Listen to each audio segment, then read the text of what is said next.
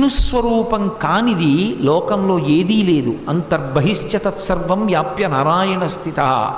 అందుకే ఆ విష్ణువుని నిర్జించాలని కోరిక. విష్ణువు ధర్మపక్షపాతి. ధర్మం ఎక్కడుంటుందో అక్కడ విష్ణు ఉంటారు, వేదం ఎక్కడుంటుందో అక్కడ విష్ణు ఉంటారు.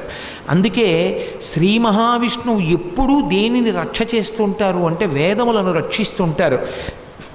వేదరక్షణమే లోకరక్షణము, గోరక్షణమే లోకరక్షణము. ఈ విషయం బాగా స్థిరంగా ఉంచుకోవాలి. అందుకే మత్స్యావతారంలో ఆయన వేదములను రక్షించడానికి కారణమేమి అంటే వేదము ప్రమాణముగా మిగిలితే లోకము మిగులుతుంది. అందుకే వేదరక్షణమే లోకరక్షణము.